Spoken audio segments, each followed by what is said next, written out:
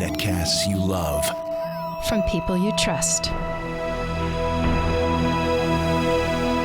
This is Twit. Bandwidth for Ham Nation is provided by CashFly at CACHEFLY.com. This episode of Ham Nation is brought to you by DX Engineering. DX Engineering offers practically everything you need to outfit your shack, plus the fastest shipping in the industry. In-stock items ship the same day, Monday through Friday until 10 p.m. Eastern. For more information, visit dxengineering.com/hamnation and by Icom. For more information, visit icomamerica.com/hamnation. This is Ham Nation episode number 151 for June 11th, 2014, CPAC. Welcome to another exciting adventure of Ham Nation. Good to be back with you this week. Bob and Gordo are both out. Bob is in Nashville doing some seminars, and Gordo's on his way to Plano, Texas for the great HamCom going over there this weekend. Sure wish I was visiting that one. We've got our good friend Don Wilbanks in here with us. Don, say hello. Hello, George. Hello, everyone. It's a warm day here in South Louisiana, South Mississippi. We had rain a couple of days ago, but man, it's been like 90 degrees. So if I look a little sunburned, it's because I've had the top down. George, how about you? Have you had your top down? My top is down now. It's about 75 degrees here in Mississippi, but it was cold this past weekend in Seaside, Oregon. At least to me, it was near 62 degrees there at CPAC. I think some of the northern boys feel like that summer, but boy, it's a little chilly for this old Mississippi boy. But I understand that it's a little chilly where Val is tonight. Hi, Val. Yep, it's very cold here in Wisconsin, but we get kind of used to it, and it does keep the mosquitoes away, so that's a good thing. But hopefully this rain and this cold weather will get out of here soon. I heard there's still icebergs up in Lake Superior, so it's not feeling like a real summer yet. Yeah, I wonder about Amanda. What's it like out in Colorado this time of year, Amanda? Typically, it is really nice out here. It's usually too hot. And we've got Amanda in the chat room here as well tonight. She'll be joining us a little later on, and we'll see what all of you have to talk about. But this week, I've got some sad news. I'm sorry to report that our good friend Tom Samasico, KB4HQA, and I believe we've got a slide there of him, HQAradio.com. He was a fellow ham radio broadcaster, a good friend of us on Ham Nation here. Became a silent key last Monday, and we'll certainly miss him. Tom was a great friend, and Tom, we just want to say 73 and good DX. And yeah, now so let's sad. get on in. Yeah. Now let's get on into the short shots for this week. Gordo is not here, so I've got some great shots here. You know, I was at CPAC and also Icom this past week. They've got a great Hamfest there at CPAC, and fortunately, our friend Russell Decker, KB6YAF, got some good shots for us while he was there. So let's take a look at those. This is a sign-in and registration at CPAC in the lobby of the Seaside Oregon Convention Center. They had a pretty good crowd there. It was standing room only for a while. I understand the numbers were around 2,500, which was really good for that venue. And here's a shot of the flea market. There were a lot of vendors at CPAC, a lot of old radios there. You can see, I believe that's a tube tester there in the foreground. Just all kinds of gear.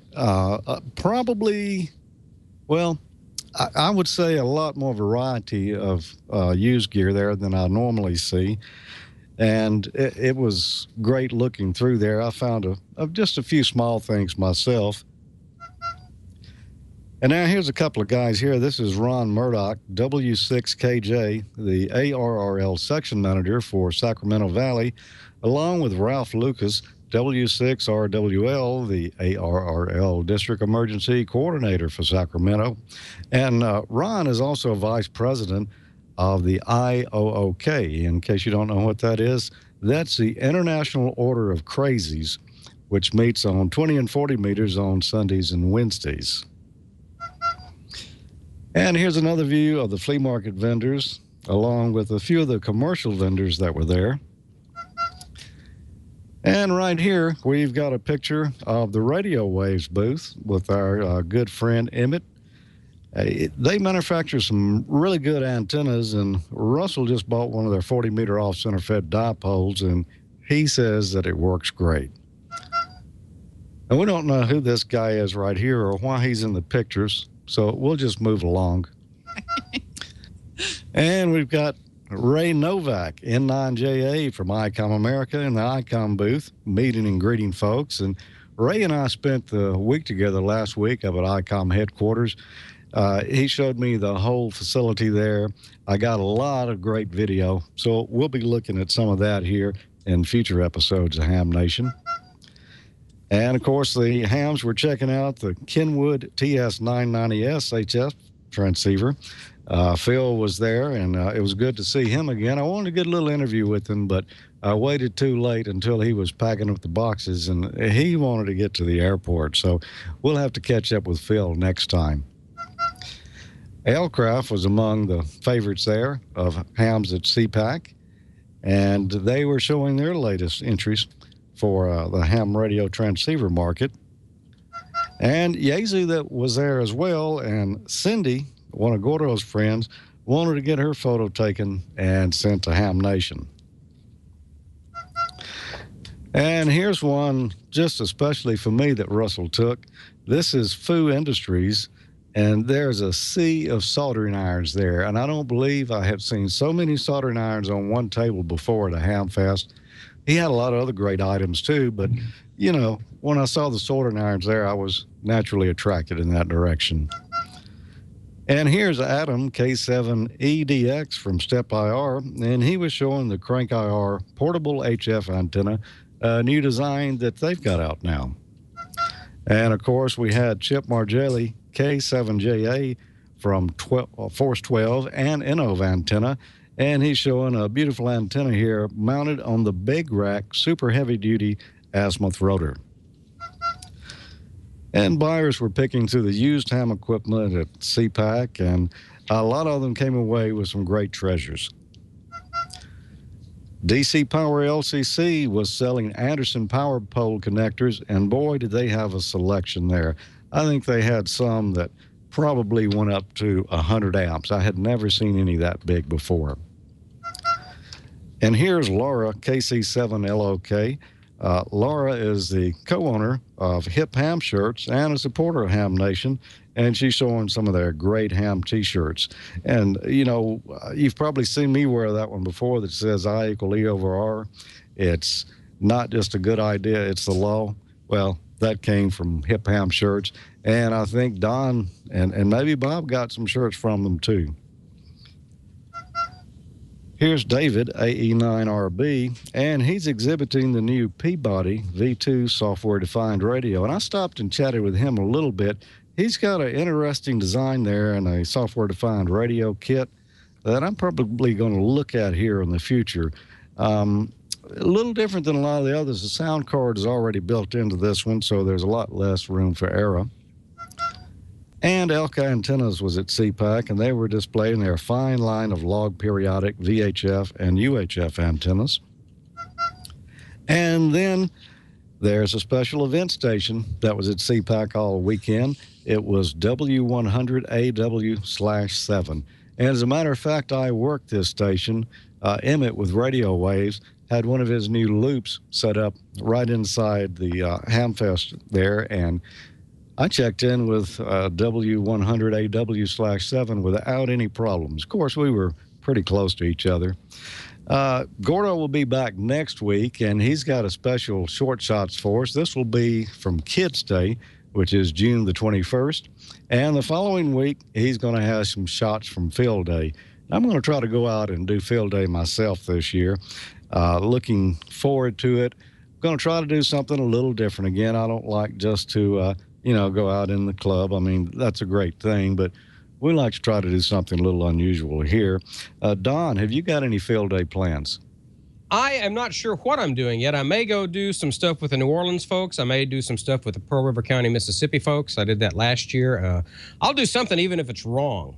So, and speaking of some other stuff coming up. I think you're going to talk about, you mentioned Kids Day. I want to let you know that Christopher Brault, who was the 11 or 12-year-old that we met at Dayton, he passed his tech over the weekend. So got a brand new young ham. So congratulations to Christopher. Yeah, congratulations, Christopher. Glad to have you on board here. And Don, I guess we'll go back to you now. I know you've got some important stuff to tell us about from DX Engineering. I do, as a matter of fact, and you know, DX Engineering, of course, is a big part of the Dayton Hamvention, and they were showing all their new stuff as well as everything else that you see at Dayton. But DX Engineering showed several brand new products, and they've been fully tested and proven they are superior to the competition. If you couldn't make it to Dayton, we're going to highlight a few of them over the next few weeks. And if you want more information, of course, all the details are available at dxengineering.com.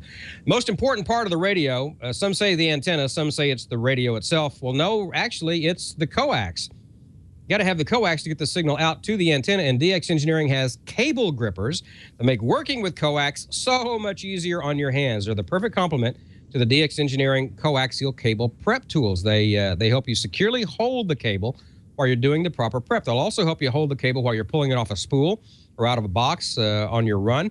They have two sizes available for the 8U coax and also for the 8X Mini 8 coax. It's good stuff. And also, you showed those power poles in your short shots. Well, they are the industry standard, of course, and the industry standard in crimping tools is the DX Engineering Ultra Grip Crimp Connector Hand Tool Kit, made expressly for the power pole crimp connectors and for coax. It has everything you need to make full ferrule connections, including the prep tools and the crimping dies. When you buy the kit, you get the Ultra Crimp tool, the shears, the braid trimmer, the Allen wrench, and the case. Plus, there are crimp dies for RG8U, 8X, LMR400, LMR240 cables, along with a crimp die for PowerPole 1530 and 45 amp connectors. They don't have anything for those big old 100 amp connectors. I guess you're on your own on those. I've never seen those that big. That's pretty amazing. Anyway, the Ultra Crimp tool has interchangeable dies and a specialized carrying cases. It's all available separately as well if you want to roll your own kit. DX Engineering, of course, is still your go-to source for the best coax cable assemblies on the market. Their expert techs treat the cable assembling art like an art form, and it really is. I've got some of that myself, and it's wonderful stuff. Wonderful stuff. Each assembly is carefully handmade by hand in the USA to the tightest tolerances in the world. They're also high-pot tested to withstand the extreme voltage of high RF, fully weather-tight to withstand Mother Nature. Come in many lengths and connector options. It's all available for you at DX Engineering. And if you want to grab any of that, get your order in by 10 p.m. Eastern. And if it's in stock, DX Engineering will put it on a truck headed your way tonight. Proven products, expert advice, the fastest shipping in the industry. It's DX Engineering. They are helping you shrink the globe. Grab your catalog or shop online 24/7 at dxengineering.com/hamnation. dxengineering.com/hamnation. Thank you so much, DX Engineering, for your support of Ham Nation. It's good stuff. And Valerie, I think we've got some word from you on DX. And of course, you need great cable and antenna assemblies and everything to get that DX signal out. So what's going on in the world of DX, Valerie? Hey, I'm going to talk to you guys today about QSLing. So, Brian, if you want to go ahead and run that video, that'd be great. Hello, everybody. Today I'm going to talk to you about QSLing. There's two different ways you can do that. One is electronically, and another is using cards. Cards are a lot of fun. They're great conversation people. If people want to know about you and your hobby, a lot of people see my cards on the wall, and I get asked questions a lot. And it's really a lot of fun. It's back to the old school of the hobby.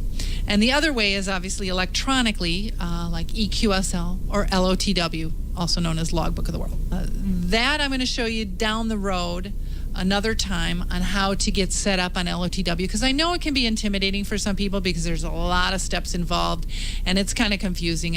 So I will be going through a step-by-step guide on how to get set up and install LOTW. But for now, we're going to talk about cards. Now, you're out there DXing and contesting. You're going to want to make get some confirmations from some of these countries you worked. You're also going to start to get cards in the mail, and they're going to want to get a card back. So the first thing you need to do is get some cards. There's some logging software out there that'll actually print the cards for you. I like to order the cards and get the hard card stock and just fill them out. Here's some of my cards. I couldn't find my original one, but this is my more recent card. And then on the back is where I would fill in the information. And it's kind of bright. Currently, I'm using this card in honor of the 100th anniversary of the ARRL. I thought I'd order some ARRL cards. And this one I like because I can put the information right there on the front of the card. And then this was a card I recently ordered for when I was on the island of Saba, PJ6. When I worked them outside of the contest, I didn't use the contest call sign, which is PJ6A. So I used my own call sign, PJ6/NV9L. So I got a lot of people sending me QSL cards wanting cards back. So I had to get cards made up for that. When you do send a card, you're going to need to put in there certain required information to make it count. What is going to be required is obviously the call sign of the station you worked. Let me see if I can get a better picture of this. You're going to need to get the call sign of the person you worked, the date you worked them, and the time in UTC time. Also, you're going to need to put the band or frequency you worked them on, the mode you worked them on, and a signal report. That's required. You're also going to have usually a box on there to check whether you want them to send you a card back or thanks for your card, thanks for the contact, and that means they don't have to send you a card. So mine says QSL and has a PSE for please, meaning I want to get a card back, or TNX, thanks, you don't need to send me a card. And I check that box. So now you fill out the card. Now you need to know how they want to get their card. Some of them will go through a QSL manager. That's very handy if they're in another country and say their QSL manager is right here in the US. So that'll save you some postage. Also, they might go direct, or they might let you use the bureau. So let's start with direct. They want you to send direct only. That's the only way they'll do it. And it goes right to them. You're going to fill out your card, put in the required information, and then you're going to fill out an envelope with your address on it. Now, I like to get the envelopes that come with the privacy thing on them. See that it's got the blue squiggly thing, so you can't see through it. Because I'm going to put my card in there, in the envelope addressed to me, and I'll show you why. Because sometimes they're going to require green stamps. Now, obviously, it's not recommended that you send any cash through the mail, but sometimes it's unavoidable. So if that's the only way you can get your confirmation, it's usually $2 they're going to want, because it costs about probably $1.15 or $1.20, something like that, to send an envelope here. It also costs them the cost of the card and the time to write it out. When these guys are out there and they're running a pile up and they're running 100, 200 guys an hour, they could go bankrupt if they had to pay for all the people that want a confirmation, especially from some of these rarer countries. Everybody's going to want a confirmation. When you work DX, you need to pay for the postage for them to get it to you. So if they want green stamps, usually it's $2. I get $2. I try and get crisp, fresh new ones because it's kind of cool. And then I fold them up and I stick them, I hide them in here. Now, you're not going to be able to hold that up to the light and see that there's cash in there because, again, I got the privacy envelope and I have my QSL card in there, so you cannot see through this at all. Then I take this envelope and I put it inside the envelope I have addressed to them. Now, when you address the envelope to them, you make sure you do not put their call sign on the envelope, because that's a sure sign to anybody that could be money in here. And so this could go missing and never make it to the person you're mailing it to. So even better, if you can find a commercial envelope of some kind with company name and logo and things like that and address it to that person, then for sure people will not think that there's cash in here. They'll think it's just business. And then you mail that off. The other way is through the bureau. Now, if you want to send your cards through the bureau, you have to be a member of the ARRL. Any membership level, it doesn't matter. But you complete all your cards, but now this time, you won't have to fill out any addresses or anything. You just have to put the required information: call sign, date, time, band mode, and signal report. And then when you're done, you need to organize these and put these in country code prefix alphabetical order. So what does that mean? Germany, that country code is DL. So DL, you put them all together. Now say you send something to England or the UK, their country code prefix is a G. So obviously all the German cards would go before the UK cards. Now say the person you're sending a confirmation to in England, their call sign begins with an M. Does it go by the M's or does it go by the G's? It actually goes by the G's. It goes by the actual letter of the DXCC entity. Now, if you need to know what those letters are, you're going to have to go online and find that out. I actually have an amateur radio world map which lists every country code on there, and that's really handy. So do that, put them in alphabetical order based on their DXCC country code, and then you're going to need to determine how much you need to, what size check or money order you need to include with that to the outgoing QSL bureau. Now, if you're going to be sending them 10 or less cards, it's going to be a flat $2. If you're going to be sending them 11 to 20 cards, it's $3. Now, when you send them a bigger chunk, you can do it by the weight. It's 75 cents an ounce, I believe. Say you wanted to send 255 cards, it's about $18. So you can't beat that deal. They need to be a standard size card, obviously, too. Bundle that all up, include the payment, and send that off to the outgoing QSL bureau. And this is their address here.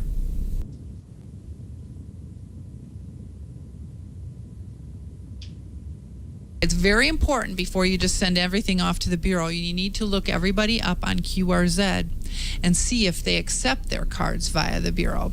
So that's it pretty much for the cards, and I'll see you guys next time. And in the meantime, have fun DXing and contesting.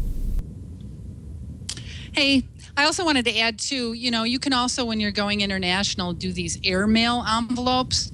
It's nice. It lets your postal carrier know that it's international, and they'll make sure they put it in the right bin. Also, they weigh a lot less than other envelopes, so it might keep you down a tier and save you some postage as well when going direct. And when you're putting your self-addressed envelope inside the envelope, it's handy to put it in upside down. That way, when they're ripping it open with a letter opener, they won't accidentally rip open the self-addressed envelope as well. And that's it for QSLing. But coming up this week for DXing and contesting, we have the West Virginia QSO party going on Saturday. And Saturday and Sunday is the June VHF contest, which is always a very popular contest. I'm actually going to be on the air for that one. And next Saturday is Kids Day. We need to do what we can to help promote this hobby and keep this hobby going. And the best way to do that is getting our youth interested. I wish somebody had got me interested in this hobby when I was younger. I really wish I would have got into it a lot earlier. So if you can, grab your kids, grab your kids, grab your neighbor's kids, or whoever you can, get them on the air. All they have to do is give their name, their age, their location, and their favorite color. So that's kind of fun. And if you can't find anybody to get on the air yourself and come back to these kids and give them a QSO and help make it fun for them. Also, if you go to the ARRL website, you can also put in the name of the the youth that was on the air, and print off a great little certificate that they participated, and to help make it a little more enjoyable for the kids. As far as DXing go, there's really not a lot of exotic DX expeditions going on right now. It's summer, which has a lot to do with it. But there's always DX going on, so get out there and work that DX so you can make the honor roll. And, I wanted to mention for you guys out there in the chat room or you viewers at home, maybe you guys can help me plan my next DX adventure. We're going to be going on a DXpedition, and I was given the choice of wherever I want. So maybe you guys in the chat room, or you can send me an email. My email is good on QRZ, and let me know of a good place where I can go and be on the other side of the pileup. I'm looking for something a little rare. but not too rare where I need tents and generators, but something, like a Faroe Island or something where I'll get a nice pile up. So hopefully you guys can help me figure that one out. But in the meantime, I'm going to send it over to George and Randy and see exactly what they were up to at CPAC. Well, thanks, Val. Great information there on QSLing.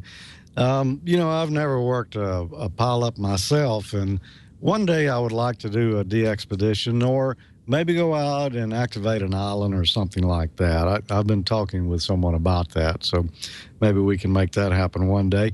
Well, I was just at CPAC in Seaside, Oregon this past weekend for the great Hamfest there.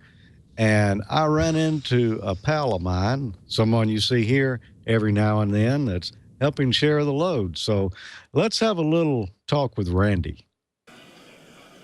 So I come out here to CPAC and I run into my old solder buddy, Randy, K7AGE. Hi, Randy. Hi, George and the Ham Nation gang, and it's great seeing you on the West Coast again. So this is a lot of fun to meet up with you and, help you out now on the show and stuff. So I'm having fun with that. I have a schedule now, which is new for me, so. A schedule.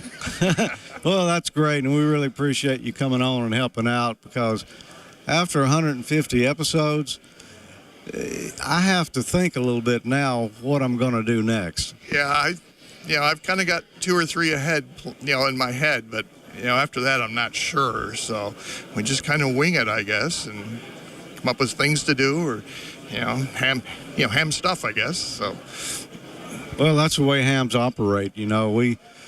Sometimes we have a plan. Sometimes we just grab a bag of parts and go after it. Yeah. So I've been, building things in Altoid cans. My next video is me actually doing the soldering. So, it's a kit with probably 15 parts. Took me, probably 3 hours to shoot it all, and another like 6 or 8 to edit it to get it down into 10 minutes, which is probably long, but, sometimes that's the best we can do. Well, yeah, we stretch it to 10 minutes sometimes. Sometimes it comes in a little shorter, but, you do this stuff and you end up with way more video than you can ever use, so you just try to grab the highlights. Yeah, I start off, lay it all out. It's like a half hour long, and you just say, well, this is going, and this is going, and this we're going to speed up. And I dropped in a couple of the, music segments you sent to me, so it's a lot of fun, and I enjoy seeing all the comments in the chat room. That first night, I think there was almost 4 pages I'd captured from the chat, so I know everybody's really looking forward to for the stuff I'm, adding to the show. So I'm glad to be part of the gang, so it'll be a lot of fun. Well, welcome aboard, and you've been doing this about as long as I have. We're going on 8 years with Amateur Logic. How long has K7AGE videos been out there? It must be about the same. I started posting 1 year after YouTube was formed, so just kind of as an experiment. And the first videos I got a few hundred views and stuff. When I did the PSK one, showing people how to do something, that has, I don't know, over 200,000 views, and there's a whole series of videos with that. And I gave 2 talks here at CPAC, so one is PSK, and I used a couple of the segments from my video on that, and the room was standing room only, had people sitting on the floor. Then the following forum I gave was on SSTV, and I actually have the little Argent Data camera, and I have it hooked into my Icom HT, so I'm able to take pictures with this little camera or my iPhone and send it to my iPad or to my laptop. So I had all that stuff running, because I remember Gordel says you have to have lots of stuff when you do these forums and things. So I had a whole table full of radios and cables and interfaces, including the one I built for Ham Nation, which at that point hadn't been seen. So good fun. Yeah, I caught your PSK 31 presentation yesterday. I didn't catch the SSTV. I wanted to, but there's so many things going on at a Hamfest like this. You just can't do them all. Right. Yeah, it's they've really added many more forums to the schedule. They have over 44 forums or talks here, so I gave 2 out of the 44. So that's really helped drawing people in. At the banquet last night, they said they exceeded 2,500, which was a record for them, and they expected another 200 to 300 attendees today. Yeah, they weren't here yesterday, so pretty close to 3,000 people here for Seaside this year. So what are you looking for? I mean, you can't come to a Hamfest without at least coveting something that they've got here. Oh boy, I got almost everything I need, so it's hard to judge. I found the guy over here in the far, he had some little 12-volt voltmeters. They were little 3 segments, and the whole thing is behind the LED display for $5. I'm going back there. He had one that it was a voltmeter and an ammeter, didn't he? Yeah. Yeah, so I bought 2 of the little $5 ones, so you could stick them on your battery or whatever and just leave them there, Otherwise, the thing that kind of interests me is maybe the new Flex, the new 2-slice Flex. So, but I got more radios I know what to do. Well, but I mean, that's okay. We understand. Yes, yeah, we understand. Others The wives don't. Well, I did better than I did at Dayton so far. Tommy and I went to Dayton again this year. I didn't spend but $5, but I'm already up to 25 here, and it's not over yet, so there is hope for me. Yes, Sunday here it really lightens up. It was really packed in here yesterday, so now's a good time to hit all the vendors and fill your pockets with stuff. So what have you got coming up in the future for us here on Smoke and Solder? Do you even know what the next project is yet, or you still kind of working on the list? Well, the next one, since kind of all this sound card stuff I've been working on, is to work with the iPhones and stuff. So I build the little interface, and at the end of the video, I do show sending a picture from my iPhone to my iPad. But I want to do a video where I explain more about what all that is. And I don't know. We'll have to see. That's kind of the way I do it, A lot of times I say, well, I'm not sure what I'm doing next week, but it'll be something. It has to be, because there's a schedule, right? It's a schedule, and sometimes it's tough to meet, but, it's a lot of fun. And seeing so many people here that have watched the things you do and enjoy them, learning a lot, that makes it worthwhile, doesn't it? Yeah, I'm sure the same thing happens to you as happens to me. About every 5 minutes, somebody comes up and thanks you for your work. I just was out at the ARL thing, and one of the guys there just, hi, Randy, and all this, and shook my hand and had to, take my picture with him and stuff. So it's a lot of fun. They don't realize we're just regular hams like everybody else, I guess. Some do, but some of them, really enjoy it, and it's evident. Yeah, it's just something us video guys have turned kind of our profession back into the hobby, and it's being in front of the microphone and in front of the camera is quite different from being behind it, but after a while you kind of get used to it, and it's a lot of fun. Yeah, when I was in television, we had a different opinion of people who got in front of the camera. I'm sure you know what I mean. Yes, the engineering people are always in the back room, and they're on the intercom, and it's a good thing that's not being recorded or broadcast. So. Yeah, exactly. Well, Randy, it's great to run into you again here. I'm not sure when we'll see each other again next. Maybe Dayton next year. Maybe Dayton. I'm going to Hartford, so that I just got an email from ARL saying it's 39 days away for the centennial. So I'm going there, and then there'll be Pacific Con, and then maybe Dayton next year. So. Well, what are you doing for Field Day? I usually don't get too involved. Our local club goes out. Sometimes I show up for lunch. June's a real busy month for me because we're gone for 2.5 weeks on vacation as part of this trip. We'll end up down in Gold Beach, leaving here tomorrow, for 2 weeks, and it's just a busy month. So we'll have to see. Sometimes I've just set up in my camp trailer in the yard, put up a temporary antenna, fire up the generator, and just run myself. So that's all you need. Yeah, just get on the air, make some contacts, be radioactive. So radioactive, that's right. Well, glow in the dark. Well, it's great to see you again, man. And let's get out here. There's bound to be something with our names on it. Yeah, I think so. I still got some time, so not sure what. Yeah. Maybe some PL259s, right? A guy gave me a couple of brand new Amphanols in the package yesterday. He said, have you bought any yet? And I said, no. And he said, here, I'll make an honest man out of you. Those are probably for Tommy, though, aren't they? Yeah, he's only going to get one of them. Oh, well. Sorry, Tommy. 73. 73. Thanks, guys. We'll see you on the show. It was great to see Randy again. We've had the opportunity to meet on a few different occasions before, and we always have a lot to talk about. You know, he mentioned those little $5 LED voltmeters. Well, I picked up a couple there. I let Tommy have one of them, but I've got the other one here. I'm not sure what I'm going to do with it, if I'm going to put it on some of my batteries or what just yet. But, you know, $5, it's mighty convenient. And I also picked up one of these others right here. This one has voltage and current on it. It's a little bit larger. I think these were about $15. And these came from a vendor called Just for Fun. His website's a little long. It's not Just for Fun. It's, well, I'm not going to try to read it because it's too long. But look for Just for Fun at your next Hamfest.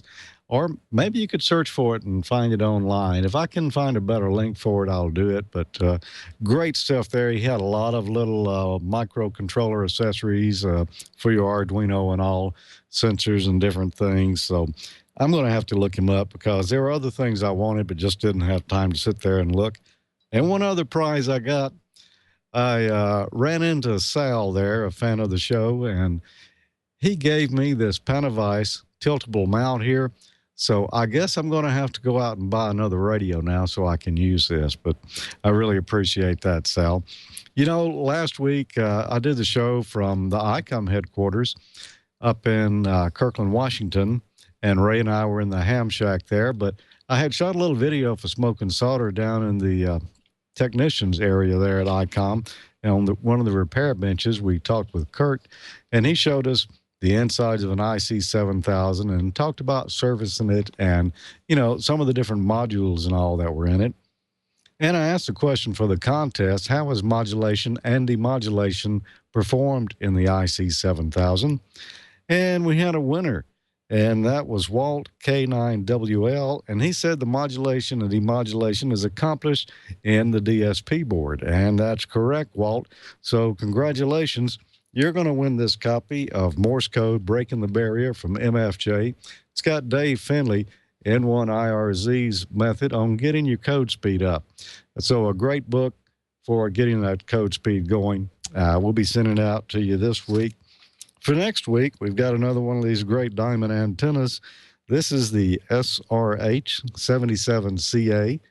It's a dual band antenna, has a male SMA connector on the end of it. Great for whipping people to steal their radios or whatever you want to do with it.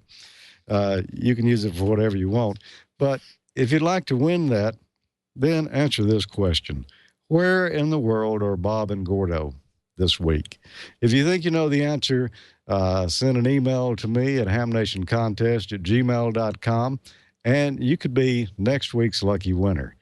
And right now, I think it's probably time to bring Don Wilbanks in, and let's catch up on the news. From Amateur Radio Newsline Report number 1921, these are the Ham Nation headlines for Wednesday, June 11th, 2014. Ham Radio's assisted in reactivating an over 3-decade-old NASA satellite. Amateur Radio Newsline's Heather Emby, KB3TZD. The UK newspaper The Daily Mail says that several radio amateurs were involved with Project Reboot, which regained control of the 35-year-old abandoned International Sun-Earth Explorer 3 spacecraft on May 29th. Hams named in the article include Dennis Wingo, KD4ETA, H.M. Volhart, DH2VA, and Mario Lorenz, DL5MLO. The International Sun-Earth Explorer was launched in 1978 to study the Earth's magnetosphere. It carries 13 scientific instruments to measure plasmas, energetic particles, waves, and fields. As of this past May, all but one is thought to be functional. After completing its main mission, the satellite was repurposed in 1983 to study 2 comets. At that time, it was renamed the International Cometary Explorer and has been in a heliocentric orbit since then, traveling just slightly faster than Earth. It's finally catching up to our planet from behind and will be closest to Earth this August. Now KD4ETA has released an update on the attempts by the project volunteers, including the radio amateurs, to gain control of the spacecraft. According to Wingo, the probe has been successfully commanded into engineering telemetry mode. As we go to air, Project Reboot members are working on deadline. If they get the spacecraft to change its orbit quickly, it can use the moon's gravity to get back into a useful halo orbit. If not, the fear is that for all practical purposes, the International Sun-Earth Explorer 3 could be lost. Still in space, NASA has released some striking close-up video of the sun. Here's Skeeter Nash in 5ASH. We all know that coronal mass ejections on the sun have a definite impact on radio propagation here on Earth, but few outside the solar science community have ever seen one close up. Now, thanks to video released by NASA, all of us can. The video was taken by NASA's Sun Observing Interface Region Imaging Spectrograph, or IRIS spacecraft, and radioed back to Earth. It shows a large sheet of solar material erupting from our parent star that quickly consumes a field of view comparable to the size of 5 Earths wide and 7.5 Earths tall. It's an amazing sight that you can see for yourself at tinyurl.com/NASA-IRIS-CME. The next Kids Day operating event, sponsored by the Boring Oregon Amateur Radio Club, is slated for Saturday, June 21st. Kids Day is not a contest, but rather a twice-yearly way for licensed radio amateurs to share the fun and excitement of our hobby with those who could be the next generation of ham radio operators. Kids Day runs from 1800 to 23:59 hours UTC. To take part, you need only invite non-ham youngsters to your station, of course with parental consent. Once the event begins, simply call CQ Kids Day. More information, including a free printable certificate, can be found on the web at arrl.org/kids-day. And finally this week, if you use the Chrome web browser, QRZ.com publisher Fred Lloyd, AA7BQ, has something that will make using his website a lot more efficient and enjoyable. Again, here's Skeeter Nash. Lloyd announced that he has published a free browser extension that will let you highlight and right-click on any call sign on any web page from any website and instantly perform a QRZ lookup. No copying and pasting or typing in the call on a separate page is required. The new app is available now in the Chrome Web Store. Just search for right-click QRZ. And that's all from the Amateur Radio Newsline, your independent source for amateur radio news, brought to you each and every week for over 35 years and counting at www.arnewsline.org. I'm Don Wilbanks, AE5DW73, and we'll see you next time here on Ham Nation. And now I think we have a word from Icom.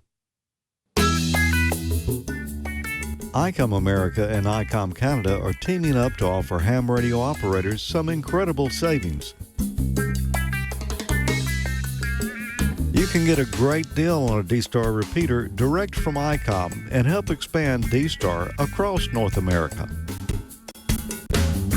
For a limited time, Icom is offering a Buy Direct D-Star promotion for U.S. and Canadian residents. Purchase a D-Star repeater through the D-Star Infrastructure Program. The growth of D-Star over the past 4 years has been incredible, with the release of the ID51A and the IC7100. More people are getting on the air with this incredible mode. In response to the request to make the infrastructure more affordable, Icom America and Icom Canada are teaming up to expand the number of repeaters. Hurry! This Buy Direct promotion is good for a limited time. Download the mail order form, fill it out, and send it in by mail, fax, or email today. Find out what all the D-Star fun is about. Visit icomamerica.com/amateur for more information on Icom's Buy Direct program. So check that out at Icom America. You know, they have a weekly swag contest where you can win great prizes from the IcomSwagStore.com. And if you'd like to enter, just go to IcomAmerica.com/HamNation, throw your name in the hat there, and you could be the lucky winner. They also give away a radio each month, and the prize for June is going to be the ID880H, which is the D-Star rig that I use. So get your name in the hat. You could possibly win. Go to IcomAmerica.com/HamNation after this episode of Ham Nation, and let's see if you can be announced next week, or actually next month, the end of this month, as a winner. Enter after each episode of Ham Nation, so that means you can register each week. And I can't see my calendar, so I'm not sure how many Wednesdays there are this week, but multiple chances to win. So right now, I guess we need to bring Amanda in, and let's see what's going on in the chat room. Hey, you guys. I finally joined the party here. Thanks, George. And some great videos there, what I could catch of them. Sorry, I had some issues with the mixer again. Restart the computer, and it seems to do okay. So first of all, in the chat room, I have to say congrats to Clayton. He's 11 years old and just got his ticket as a technician, and his new call sign is Kilo Mike 4, Charlie Charlie Romeo. So congrats to you, Clayton, and look forward to hearing you on the air. With that, got a question for George. Any Raspberry Pi projects in the works?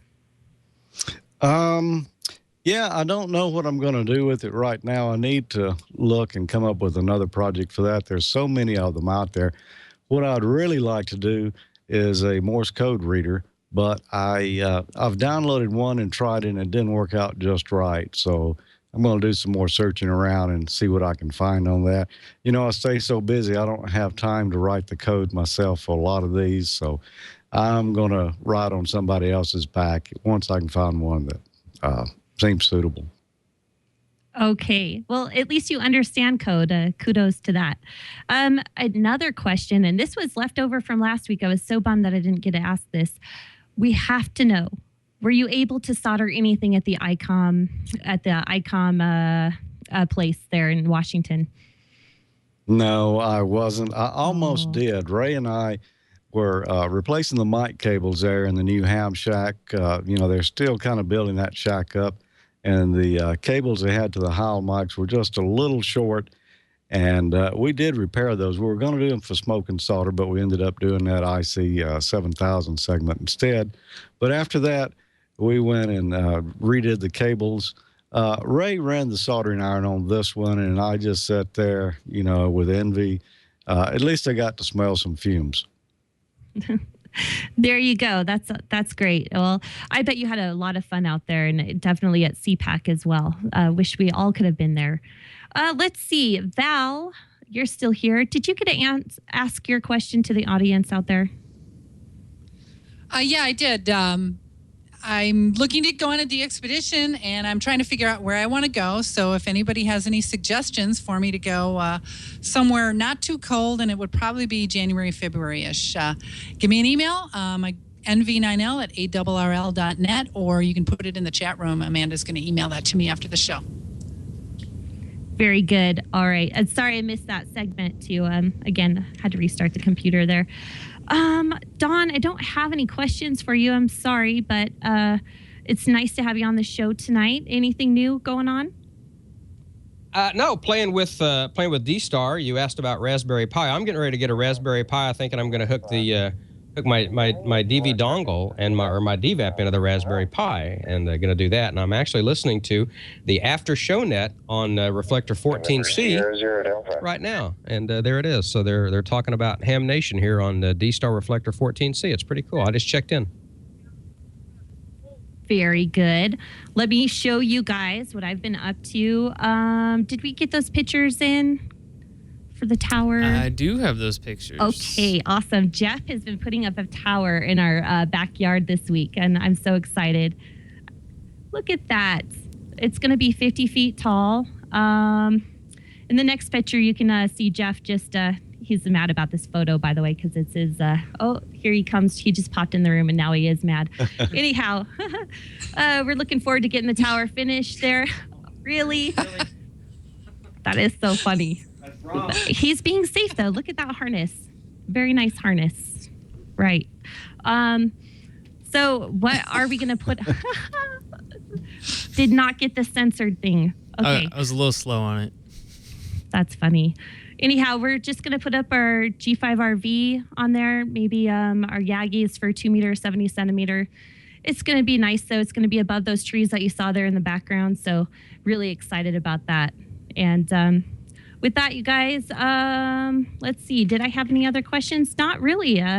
It's hard to get the questions from the videos, but great audience out there. I think a lot of people are looking forward to Field Day. So with that, let's send it back to you, George. Okay, Amanda, we got a few minutes left here. So I want to talk about Field Day just a little bit. That's coming up on the 28th and 29th of this month. That's when us amateur radio operators get our gear together, our antennas, or whatever you need to put a station on the air, go out in the field and set it up and make contacts just to test everything out and see that it works. And also to, make the public a little more aware of amateur radio, because a lot of them still don't know what amateur radio is or ham radio. They think it's sort of like CB, and no, not exactly. So I wanted to ask you guys, what are your plans for Field Day? We'll start with you, Amanda. Okay, first of all, Field Day, I do it. I'm a big field dayer. I stay up almost the whole 24 hours. I get about 3 hours of sleep, and I have a lot of fun doing it. We're going to be here in town doing it at the Holy Cross Abbey, and it's with my club, the Royal Gorge Amateur Radio Club. About maybe 10 to 12 of us get out there and be serious about it. So looking forward to that. I usually do the voice portion. Jeff likes to do a little bit of digital PSK. Got some CWers there getting the real points for us. And I think they're going to try to work satellite this year, which is going to be fun. We just run, 100 watts off of emergency power. So with that, and we run as 3A. Thank you, Jeff, for reminding me that. So I'll send it to Val. What are you going to do for Field Day? I have been licensed now. I think this will be my 7th summer. I've been licensed, and I've only missed Field Day once. And I usually run it with November 9. We use the call November 9 Alpha Whiskey, and we have it at the park at the American Legion post in Cudahy. And I also run the phone portion, and we run 2 Alpha as well. And it's always a lot of fun. I love to camp, and this is a great way to mix camping and ham radio. So I'm in heaven. Absolutely. So Don, what are you going to be doing? Or Field Day, I'm not sure. I may do the New Orleans bunch. I may do the Pearl River County, Mississippi bunch, my local crew. I may just get on and do a 1 Delta, I think, by myself or whatever. Well, I've got a generator. I could do a 1 Alpha. I could do, I don't know. I'll do something even if it's wrong. And it probably will be. Yes, you will. Yes, you will. Anyhow, anybody that hasn't been to a Field Day, make sure you find out where your local one is and get to it. There's nothing funner than that, especially if you don't have your extra license and you can work those extra portions. Have fun at it. What do you think, George? I think that's a great idea, Amanda. Up there in the north where you guys are, Field Day's not too bad, I guess. I don't really know. I haven't spent a summer in the north, but down here in the south, it can be painfully hot. I did it a couple of years ago. Tommy and I and a few friends went way out in the woods, way off the grid on a dirt road, back in a pasture, found some woods and set up and did Field Day from there with the generators. We had a blast, but man, it was hot. We brought some fans, but even that wasn't quite enough. But we're going to try it again this year.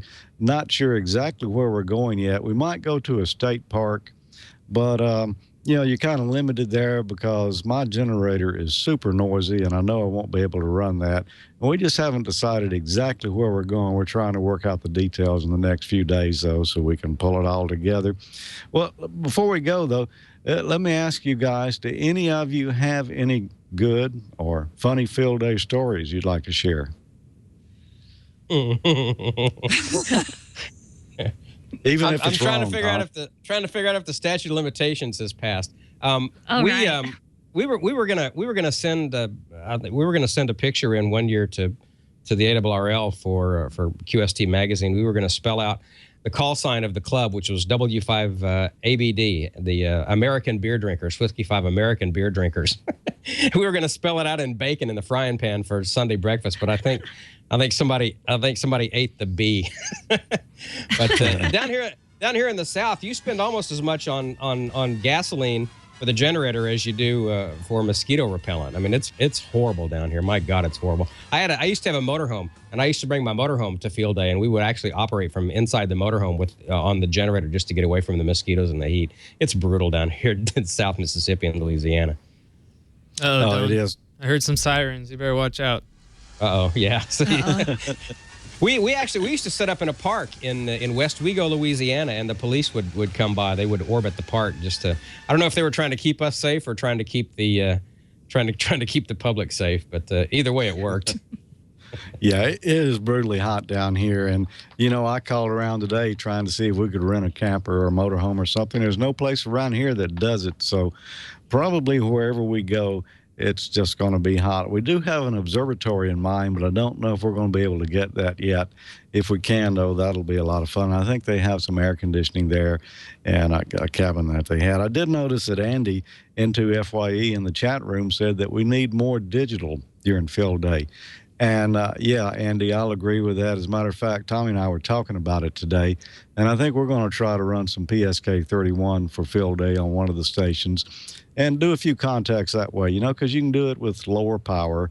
And I'm thinking it might be a little easier to make contacts on there. I haven't done it on field day yet, so we're just going to have to give that a try and see. Well, thanks for being with us, everyone, tonight. We've had a great time. Bob and Gordo should be back with us next week, and we'll see what they've been up to. Don, any final words before we leave? No, just if you can, check into the after-show nets, check into the D-Star net, check into the 20-meter net, the 40-meter net, check into the Echolink net. They're all there, and a lot of rain taking place. There you go. Friends of Ham Nation, support them. They do great stuff for us. 7-3, guys. Yeah, they really do. Amanda, any final words from Colorado? Just that field day is not that bad here in Colorado. You guys can come up here. It'll be fun. And Don will bring the beer.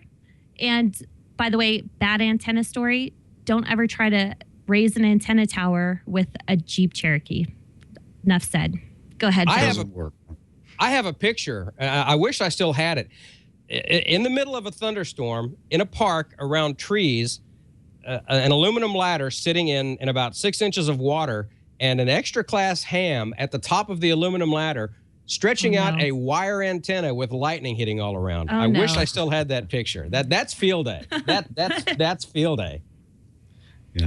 What about up in Wisconsin, Val?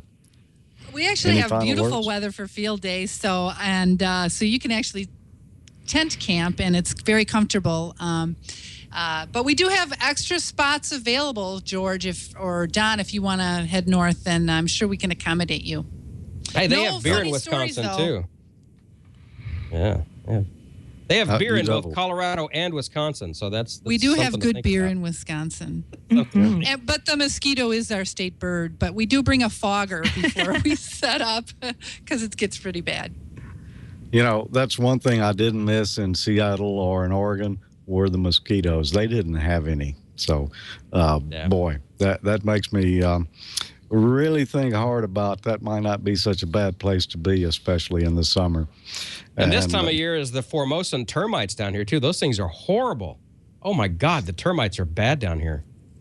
Yeah, I haven't seen those around here. Oh, man. Yeah, there they are. There's field day. Yeah. Something like that, right? Yeah, pretty much. Perfect. You get that extra kilowatt, when you use natural energy like that. Something else we did. Somebody had a jar of pickles, and we tied a string around the jar of pickles, and we're going to throw it over a tree as a tagline for an antenna. And my friend Steve, N5SC, I mean, he hauled back and he hummed that thing, and it was a beautiful arc, perfect arc, right over the tree and right to the middle of the jogging path. Couldn't have been any better. That's field day in New Orleans. Well, that almost sounds like a Gordo trick there. Pretty much. Well, thanks for being with us tonight, everyone. We had a great show here, and we're looking forward to seeing y'all again next week. So from Jackson, Mississippi, 7-3 and good DX. And from Picayune, Mississippi, 7-3 and good DX. 7-3, good DX from Colorado. And from the middle of nowhere in Wisconsin, 7-3 and 88, good DX and contesting.